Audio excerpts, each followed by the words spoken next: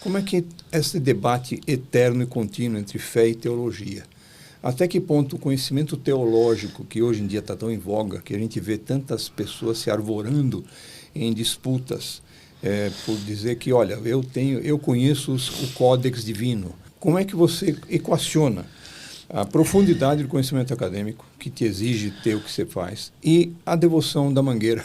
Eu vou dizer o seguinte, eu acho que o primeiro problema é um problema técnico, um problema teológico, exegético, né, desse perfil que traz uma dificuldade grande para a gente. Porque o que acontece? O que a gente chama de teologia é uma tentativa bastante ousada de submeter o sagrado à razão humana. E está certo que, até pelo próprio conceito de que Deus se revelou a nós, é claro que muito do que diz respeito a Deus e ao que Ele é e o que Ele faz está disponível para o perscrutar da nossa razão. O problema é que, como a gente faz parte de uma trajetória da filosofia, né, ocidental, a gente elevou isso, na minha opinião, a um caminho muito além do que é razoável.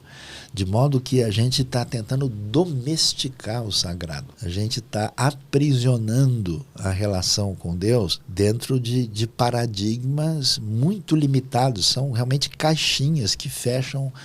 E aí, se a gente pensar em teologia de maneira mais profunda, acho que duas coisas chamam a atenção. Primeiro, como evangélicos, a gente entende que a Bíblia ela é a referência. E a Bíblia não é um livro de teologia. A Bíblia é uma grande história de amor.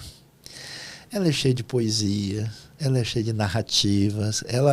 A teologia é suco de caixinha. A Bíblia é a manga do pé.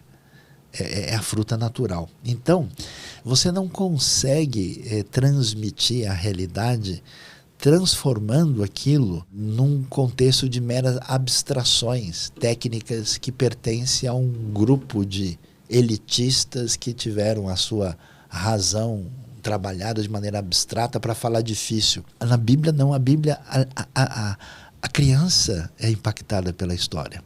O sujeito lá do interiorzão da roça escuta a história e ela ressoa no coração dele. Sabe, isso mexeu muito com a minha cabeça. Eu tive a oportunidade de conhecer 65 países. Eu me sinto à vontade na Ásia, se eu estiver no meio de coreano, chinês, japonês, para mim tanto faz. Eu me sinto à vontade na África. Um africano foi uma das grandes bênçãos na minha vida, um nigeriano. Eu estou à vontade na Europa, se eu estiver na Alemanha, nos Estados Unidos, no interior do Brasil, em qualquer lugar, assim, pela minha experiência histórica. E o que me chamou a atenção é ver como as histórias simples da Bíblia, elas ecoam em Moçambique e na Noruega. Elas atingem de igual forma o Paraguai e no Japão. Quem consegue fazer isso? Qual é o livro de um grande sábio humano que consegue ressoar, ecoar e assim, um dia, mas eu chorei que nem a criança. Eu fui para a Amazônia, cheguei lá, ó, tem uns índios te procurando aí. Eu falei, não fui eu, hein? Não, o pessoal veio aí, por quê? Porque eles escutam Rota 66, vieram te dar um abraço. Depois eu encontrei um jovem indígena, feliz da vida, pulando, e ele falando, olha, é muito legal as coisas que você explica da Bíblia. Aliás, você explica com humor e a gente gosta muito de humor, e a gente dá risada junto e aprende. Aí eu falei, como assim? Por que eu me sinto irmão de pessoas que não têm nada a ver com a minha experiência histórica? Aí você percebe que a Bíblia é fascinante. Vamos dizer, ela é vitamina mista. Ela toca o lado antropológico, psicológico, espiritual. Todos os elementos estão ali. Aí quando você tenta suplantar isso por uma perspectiva limitada de uma época da história e dizer, olha, a palavra é essa, a teologia é essa aqui, põe no quadrado, isso é loucura. Então, uma teologia, que é uma teologia verdadeira, o que ela faz? Ela me leva a ter interesse, a estudar, compreender sobre Deus. Mas quando eu vou lidar com a palavra de verdade, diz a própria Bíblia que isso acontece pela ação do Espírito. E o que o Espírito faz? O Espírito me quebra por dentro.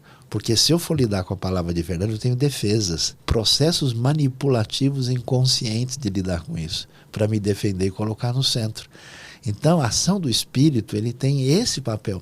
Por isso a teologia ela precisa nitidamente de lidar com o insondável, com o inefável, com o incompreensível. E isso é que humilha a gente.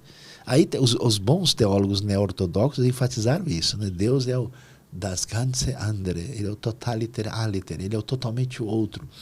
Então, nesse sentido, o que acontece? Eu me prostro, eu adoro, eu me rendo, eu não tenho...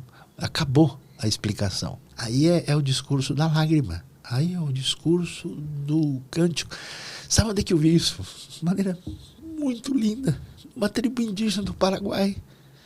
Eles iam ser extintos, totalmente destruídos pelo pessoal que ocupou as terras dele, até que alguém lhes levou o evangelho. E eles foram salvos. A comunidade toda é seguidora de Jesus. Aí como é que eles fazem? Eles abraçam uns aos outros e dão um grito. Do fundo da alma, porque Deus se lembrou deles, foram preservados. Então explica isso para mim na razão. E o outro problema é a academia espiritual. A gente fica intoxicado se a gente não faz bem para as pessoas, se a gente não segue, porque o que é uma teologia de verdade? É amar Deus sobre tudo e ao próximo como a si mesmo.